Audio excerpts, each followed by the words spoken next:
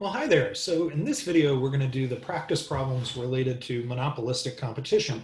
And the first half is just basically a great big graph. Let me actually zoom right back out. I was there and then I decided, nah, let's not do that. And then the second part is a 2-minute video from Jacob Clifford that I think is really good and gives you a good summary of the whole thing. So there's some questions that go along with that. All right, so the first one says properly label the curves of a graph. This should be relatively easy. You've got demand, and that's equal to the price. You've got marginal revenue, because they both split apart, just like a monopoly. And then you've got marginal cost, which is the supply curve for the firm. And you've got an ATC on here. We're not going to worry about an AVC and a shutdown rule, anything like that for this type of firm. That's usually well beyond where we need to be. Okay, it says, what's the profit maximizing quantity? So that's just going to be where MR equals MC. And so let's take a look. MC hits MR at quantity 50. And what's the price? Well, we go up to the demand curve for that, and we find that it's 40.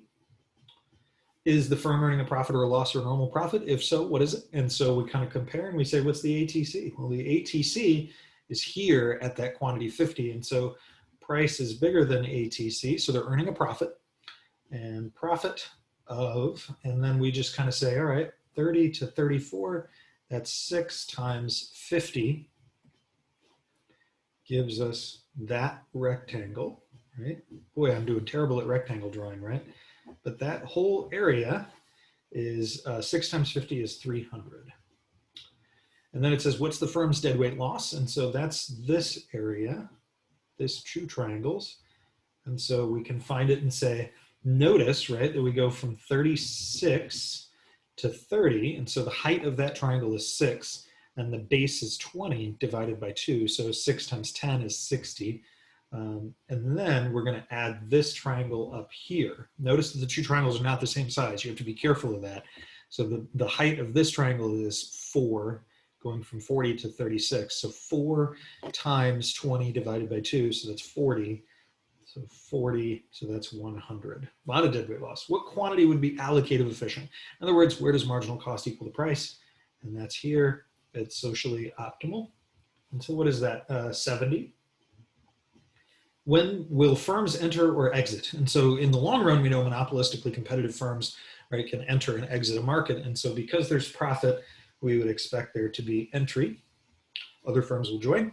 And then it says, when will the industry realize long-run equilibrium? And so for that, right, we can just kind of say when, right, when the demand curve shifts down, right, or when price equals the ATC. That's the simple answer. So, okay, so pause me, open up the next YouTube video and work through those. If you want, you can return to me at the end and check your answers. Okay, so he didn't actually go through every single one of these, and so that's, I think it might be helpful for you to see what these kind of look like. He didn't talk about the efficiency stuff and things like that. He did talk about kind of 1 through 5, so hopefully you were able to get through at least those, but we'll talk through them anyways. That's okay. Number 1, why is marginal revenue below the demand curve for the monopolistically competitive firm? Well, the short answer is because they don't price discriminate. It's the same reason that it is for a monopolist. It's because every time they go to sell an additional unit, they have to lower the price. And that price effect takes its toll on the marginal revenue. They can't price discriminate.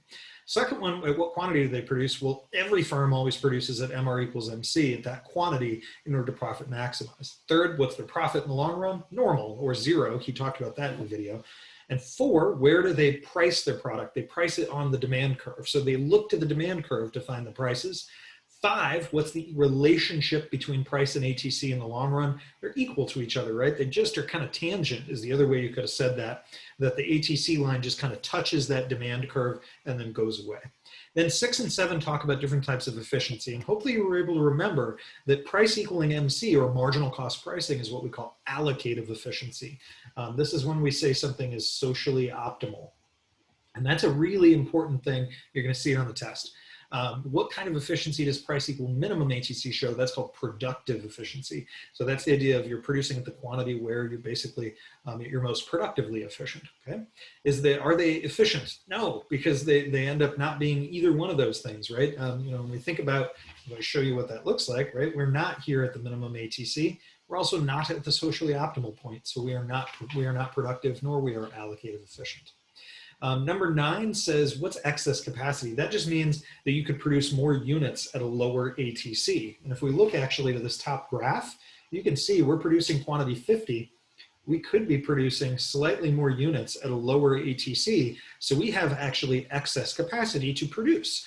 That's literally what excess capacity means, is you could produce more at a lower ATC, but you're choosing not to because you're going to profit maximize at the lower quantity. And then the last thing it says is, because they could produce more, but they do not, what kind of loss do they realize? And that's what we call deadweight loss, right? And we took a look at that. We said there's transactions that aren't happening. And so these markets typically have deadweight loss. All right, so hopefully this helped you. I'll see you next time.